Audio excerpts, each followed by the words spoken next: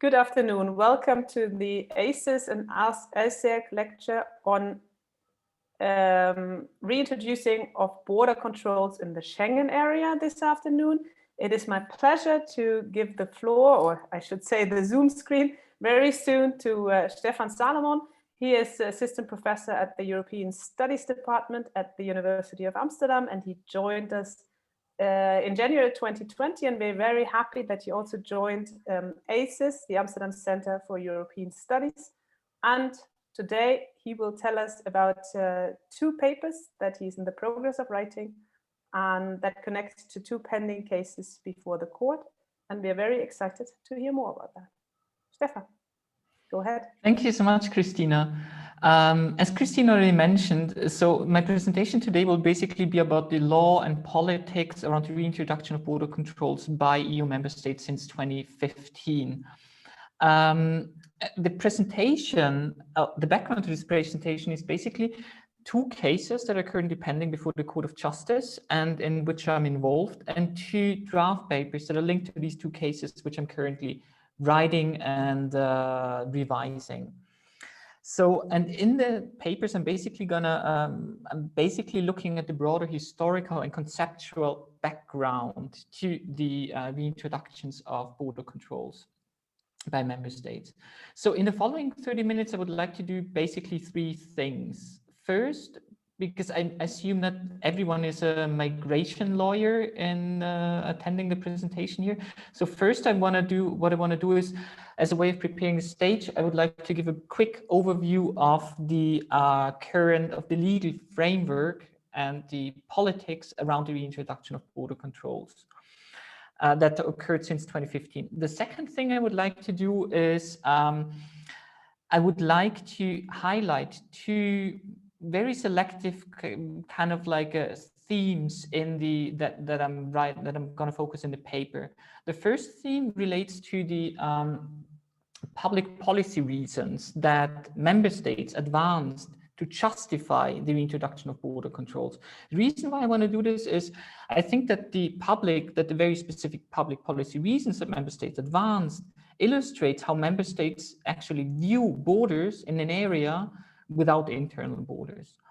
And the second theme I would like to highlight is the historical linkage between the abolition of border controls on the one hand and union citizenship and citizenship on the other hand.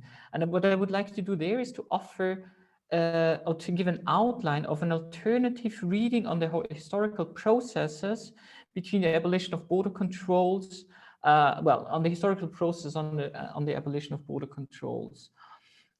This historical reading, I must warn you already, it's both explanatory and prescriptive. It is explanatory in the sense that it explains current responses on the reintroduction of border controls, and it is prescriptive in the sense that it seeks to widen the range of the possibilities of judicial responses that might be given to member states that currently maintain border controls. So, okay, that being said, I'll just share the PowerPoint presentation that I've prepared with you. I guess everyone can see it, right? Yeah. Okay. So the first issue.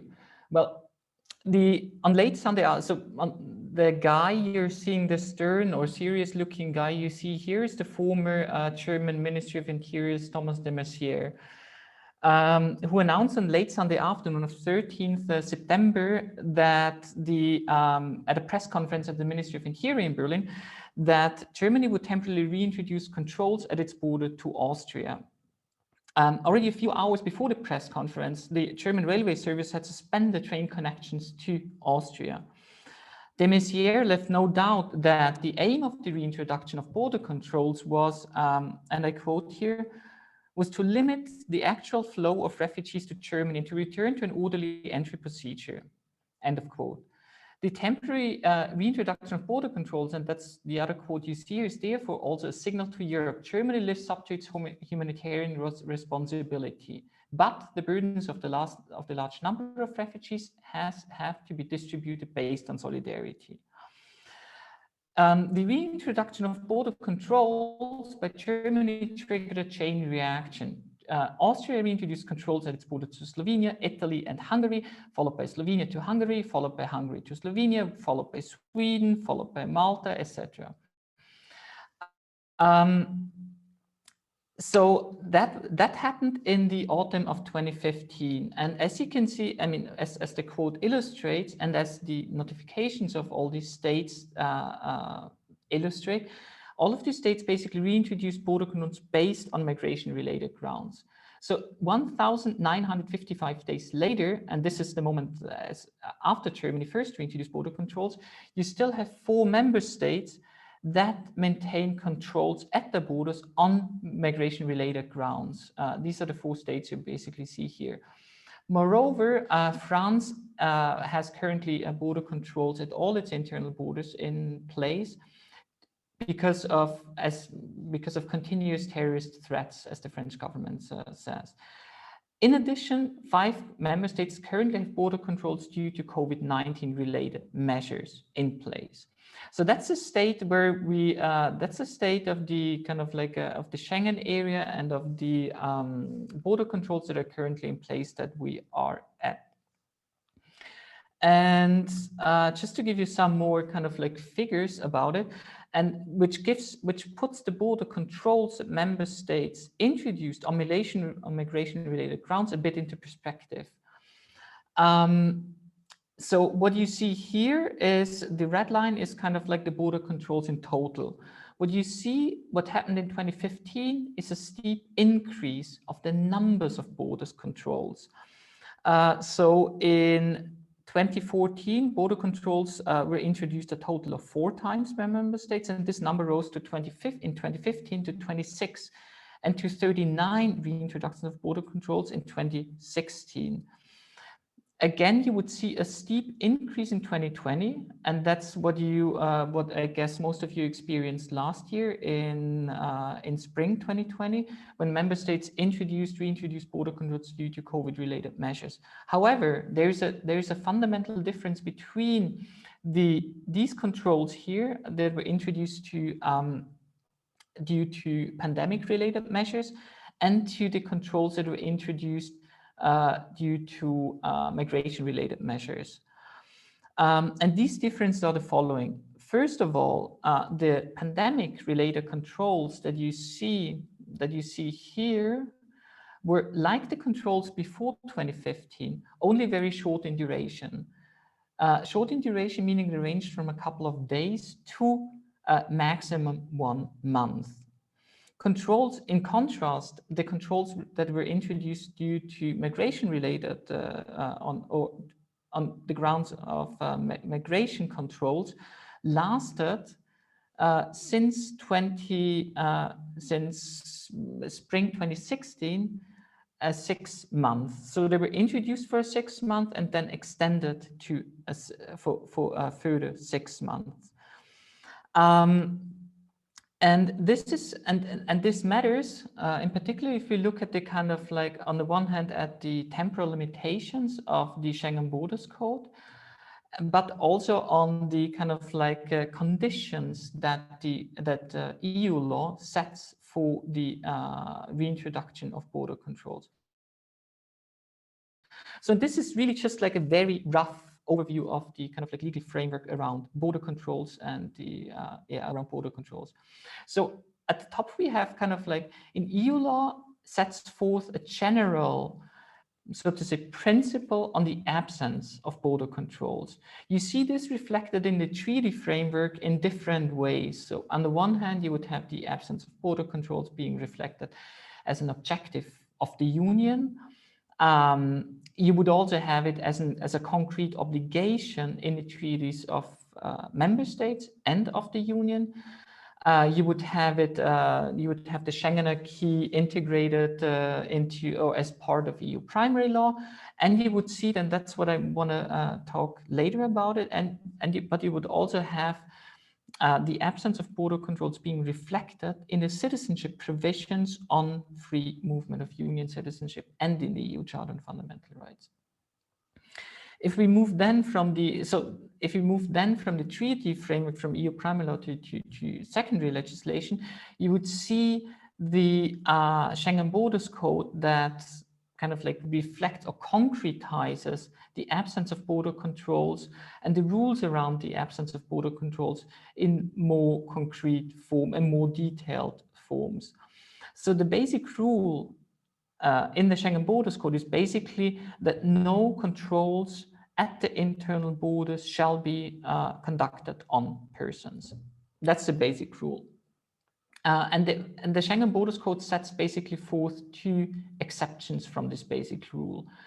From this basic rule that no control shall be conducted at the internal borders.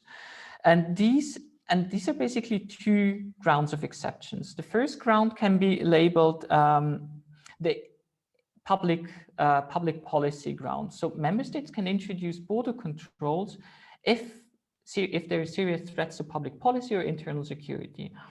Member states can introduce border controls on grounds of threat to public policy for a maximum of 2 months, and then they can extend it a couple of times up to a maximum of 6 months. So you would have, if a member state introduces border controls on public policy grounds, the maximum duration is 6 months for these border controls. The second ground on which border controls can be introduced is the external border deficiency ground. And the external border deficiency ground, in contrast to the public policy ground, is supranationalized. That means that the Council adopts a recommendation, and only after the Council adopted a recommendation, a member state can reintroduce border controls for the time that is set out and defined in the recommendation by the Council. When coming back to the border controls that member states reintroduced since autumn 2015, what member states did in autumn 2015 was first they relied on the public policy ground in the reintroduction border controls until March 2016. From March 2016 onwards, the Council issued several recommendations to member states on the basis of which they reintroduced border controls until November 2017. And since November 2017, the 4 member states that I mentioned, Germany, Austria, Sweden, and Denmark, basically relied again, after they couldn't rely on the external border deficiency ground anymore because the Council didn't issue any new recommendations, they relied again on Article 25 of the Schengen Borders Code, on the public policy ground. And ever since then, they basically relied on Article 25 of the Schengen Borders Code, and clearly exceeding the 6-month maximum duration of for the reintroduction of border controls on this ground. So before I basically come to the reasons why member states basically advance, I would just, for the sake of completeness, mention that there are also other conditions, legal conditions, that the Schengen Borders Code sets forth for the reintroduction of border controls, apart from the temporal limitations, which are proportionality requirements, in particular that the border controls can only be reintroduced as a last resort. And in addition, member states have to send notifications to the Commission and to the Council in which they need to state the concrete reasons why they reintroduce border controls. They have to explain in detail the specific situation that gives rise to the reintroduction, and they have to conduct a twofold proportionality assessment. On the one hand, assessing the proportionality between the concrete measure and the threat, but also assessing the proportionality, the effects on free movement. And the reason why I mention it is that I basically read reading the notifications that member states sent to the Commission and the Council. All of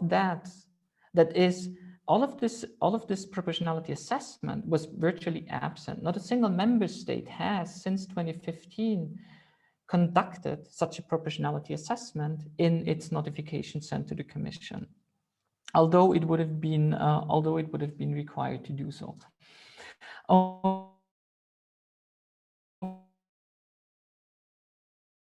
Okay, so coming to the advanced, that is the reasons why they think that a specific situation constitutes a threat to public policy. I'm basically writing currently a paper on this, well, on these kind of like reasons, and I try to reconstrue or kind of like reconstrue these reasons into different kind of, so to say, border narratives. The analysis is based on all the notifications. That is a total 106 notifications that member states have sent to the Commission and the Council since 2015 on the reintroduction of border controls due to migration-related grounds, so not on any other grounds. And the reasons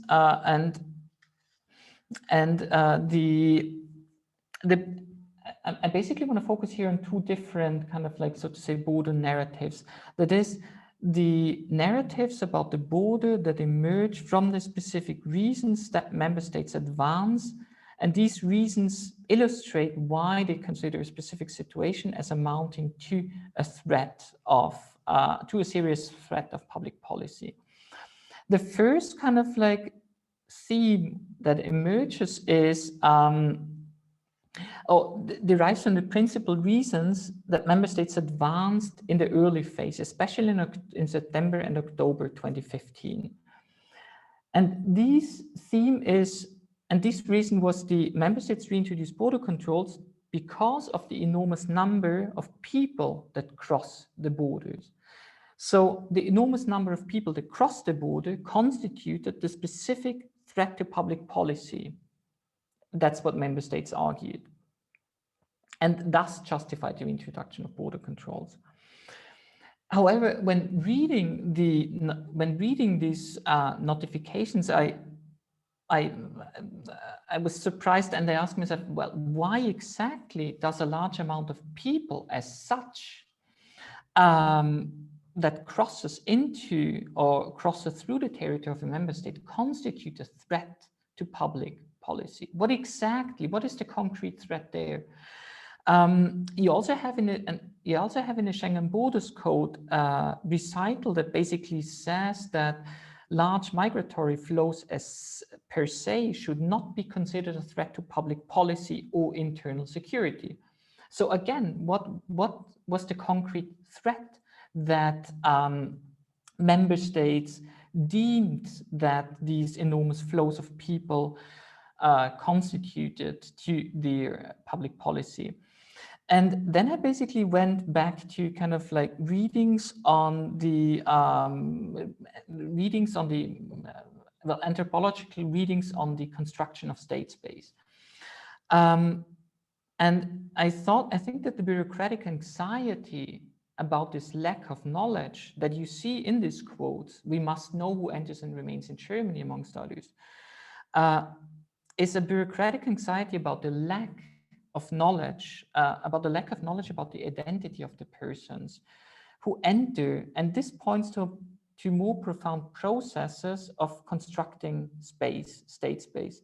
And I rely here on the readings of James Cotter and in his description of early modern state construction in upland Southeast Asia. And what James Cotter shows is the process of registering, documenting, and measuring land and people, in fact, making persons and land legible, readable, has been key to the construction of state space. Rendering land and person legible is, in fact, a practice of rationalizing space in order to make it governable. And if you consider the practices that occurred at the border, that is taking fingerprints, is the very epitome of rendering persons, in this case migrants, legible by bridging the gap between ascribed legal identity and the body in this case. And therefore dispels any suspicion on the real identity if it were of that person. Which also enables, as a next step, classifying these persons into different legal categories, which is again an epitome of bureaucratic practice of rationalizing space. And the image of the border that emerges there from this first narrative is the internal border then constitutes kind of like the area where the very processes of space, of rationalizing space occur. And I think what occurs there is not so much a rationalization of national territory or space, but of European space. A very specific image of European space that emerges there. And this is, in the very specific image of European space that emerges there, is related to the second theme, the porous external borders. So this is the second theme that kind of like emerged from the notification, or that I distilled from the notification sent by member states to the Commission. So what happened in the course of 2016, when the numbers of migrants arriving to the territories of member states decreased, member states relied on a different argument, on different reasons for justifying the maintenance of border controls.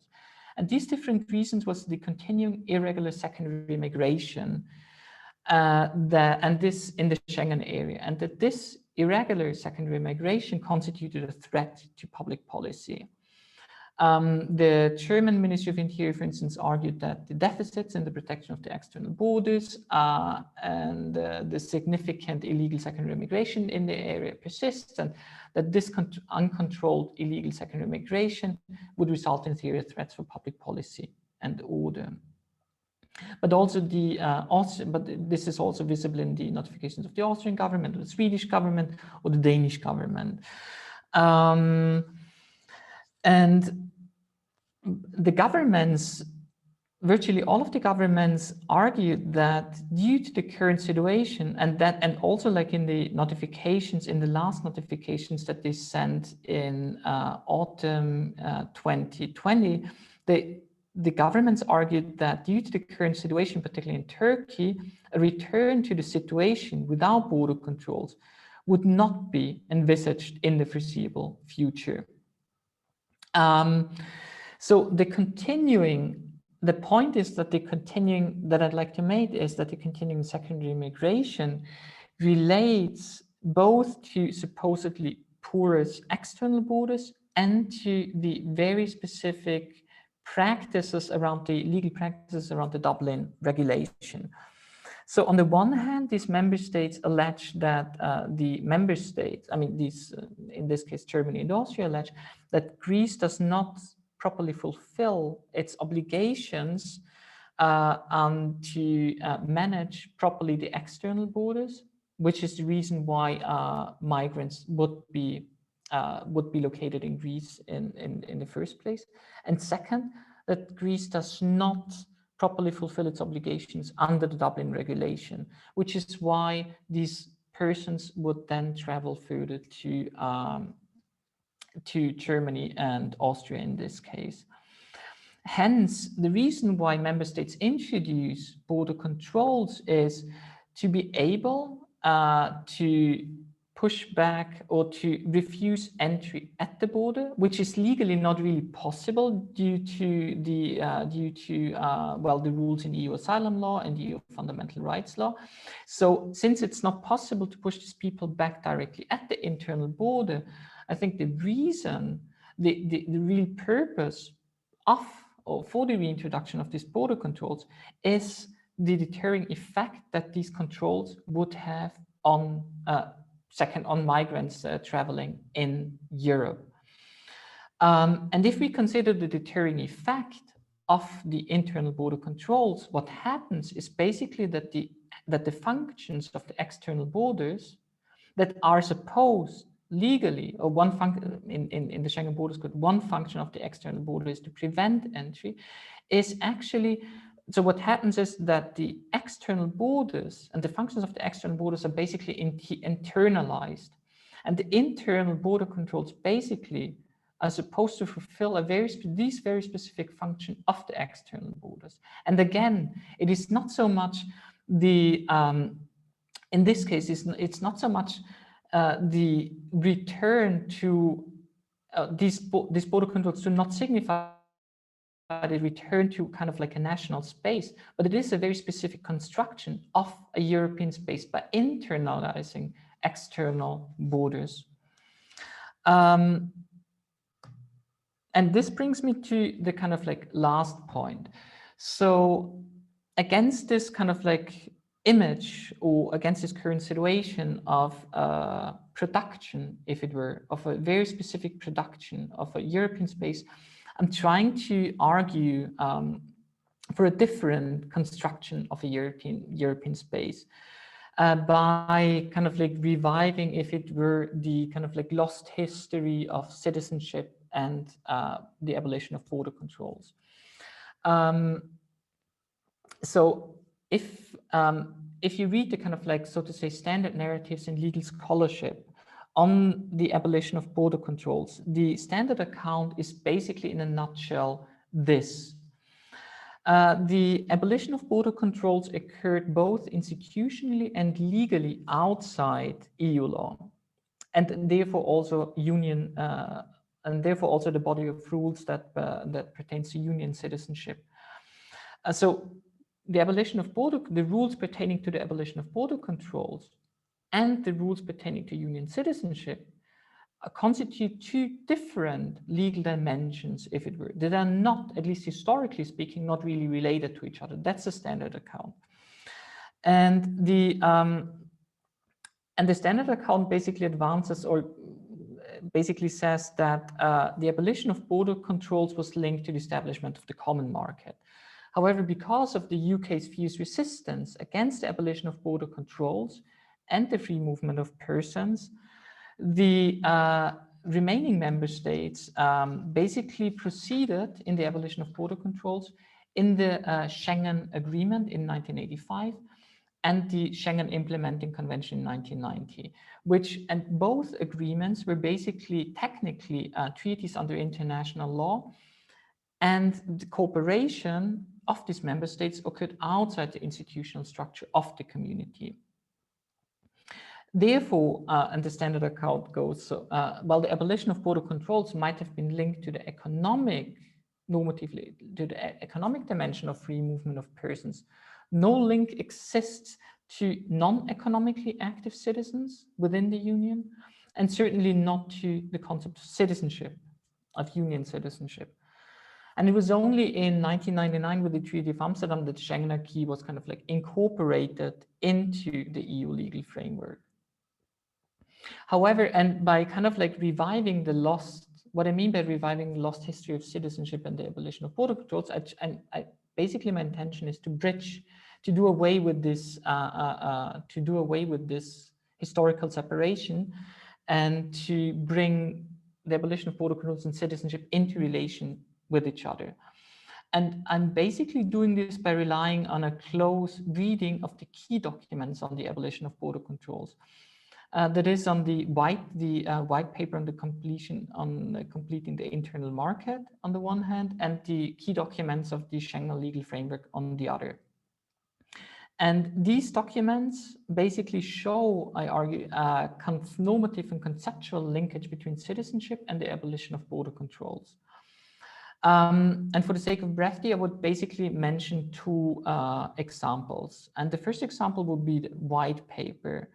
So the white paper, if you read the white paper, it basically contains two different rationales that seek to justify the abolition of border controls. And these two different rationales are related to two different conceptions of space. In the economic rationale, the abolition of border controls is justified functionally. It is functional to the creation of a common market. And So border controls are basically described as obstacles that impede market efficiency and competitiveness. The rationale, so the very rationale that the Commission employs is formal and technical. Physical controls are translated into economic direct and indirect costs, and the abolition of controls occurs largely through measures of harmonization of technical rules and mutual recognition. The abolition of border controls is functional in the sense that it is a means to the realization of the common market. And the space thus conceived is a market space. It is, if it is constructed, it is conceived as a synthetic space of technocrats, and this stands in sharp contrast to the second rationale in the white paper. The white paper also advances the second rationale that the white paper advances, and it actually starts with this second rationale, not with an economic rationale, is so to say a political rationale. The political rationale is undergirded by a phenomenological conception of space that is an experienced and a lived space. And it's not merely the white paper, but also the preceding documents, such as the Adonino report or the Council conclusions of Fontainebleau in 1984, entail such conception of space. And what the white paper basically aims at, these are kind of like quotes that the white paper entails. So the quote here on the right, it is the physical barriers. That's kind of like illustrates the political, so the experience and lived space that the white paper and the political rationale that the white paper entails. So, and if you look at it, if you read this quote, what you see is basically references to the sensory perception of citizens.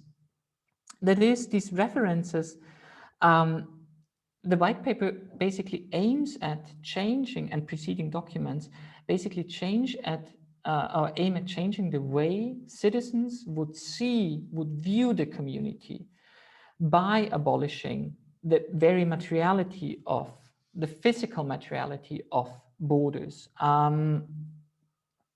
And I think it's, on the one hand, one could say, well, these are merely symbolic references. It's mere political symbolism that's going on there. On the other hand, I think these references reflect a more kind of like topological aspect of cognition that goes beyond mere symbolic registers of discourse. Border checks, barriers, and toll houses in this sense are not simply material objects that signify the operation of the law, but they're also crucial for how citizens or for how people would orient themselves in the world.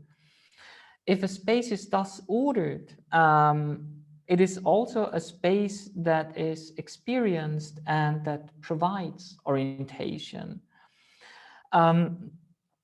Space thus, so if the very physical materiality of border posts and barriers are abolished, it establishes kind of like, or it might establish discrete units of discourse that are fundamentally for thinking and perceiving, and therefore crucial in establishing political consciousness. And importantly, they are prior to political concepts in that sense, and in this sense, prior to the concept of union citizenship that was that only followed 7 years later in the Treaty of Maastricht. In other words, the creation of a common space that is aimed by abolishing the physical barriers, aimed at basically transforming the way citizens would experience this space as their common space. So this is the white paper document of the European communities, but you also see this reference to how citizens would experience a common space, and to this kind of like this reference to sensory perception of citizens, also in the documents, in the key documents of the Schengen legal framework. First of all, you would see it in the decision of the executive committee on the adjustment on the adjustment of measures aiming to remove the obstacles to internal borders. This document, and that's just an example. This document basically aims at reducing any obstacles to internal, well, to border traffic, well, to the effective flow of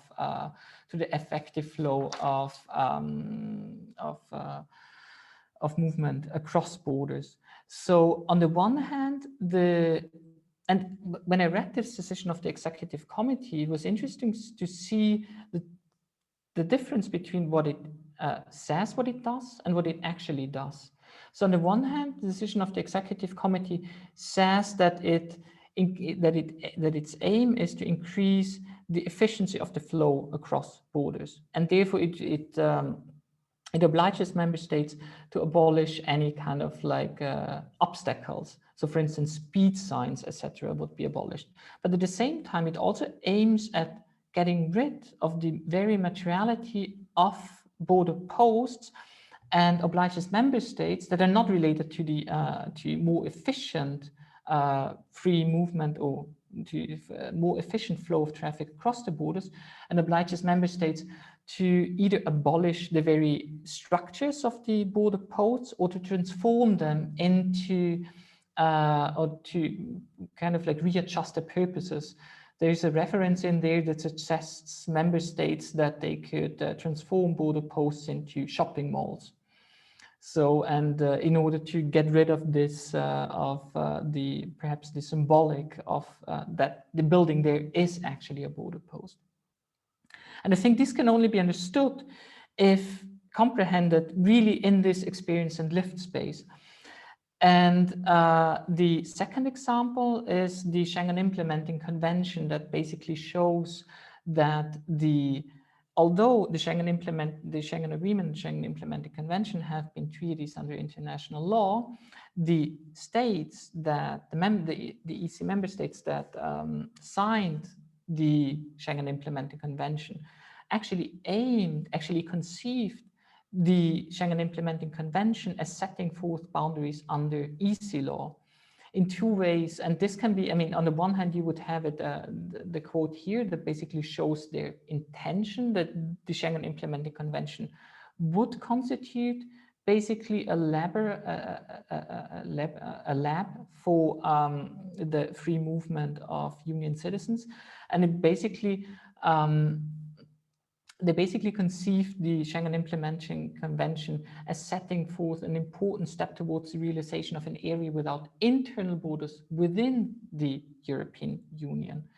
And the second issue is, you would also see it in the scope, in the personal scope of the Schengen Implementing Convention. It included not just nationals of the then contracting parties, but also nationals of other member states. So maybe to conclude here, so why do these rationales, or why do these different conceptions of space matter in the current context? Well, if you read the reactions of the Commission on the reintroduction of border controls by the Schengen, by EU member states, you can see the market rationale through and through in the very mode of argumentation that the Commission employs. It basically the Commission highlights the high economic costs imposed by border controls and advocates, for instance, for separate lanes for the transport of goods. But there is no talk of citizenship at all. And second, if we look at the current version of the treaties, they basically entail the relation between citizenship and the abolition of border controls in several treaty provisions. So as I mentioned, as an objective of the Union to offer its citizen an area of freedom, security, and justice that is understood primarily as an area without internal borders. But also in the treaty articles on EU citizenship that set forth the free movement of the right to free movement of Union citizens, but also in the Charter on Fundamental Rights. And it is interesting, like when I did the research, when I looked into the existing EU legal scholarship on free movement, it is interesting that there is so much, not just like case law, but also so much articles on all the other aspects of free movement, but there's virtually no legal scholarship on the very fundamental, on the very basic aspect of free movement. And this aspect is to be able to cross a border physically without being subject to border controls.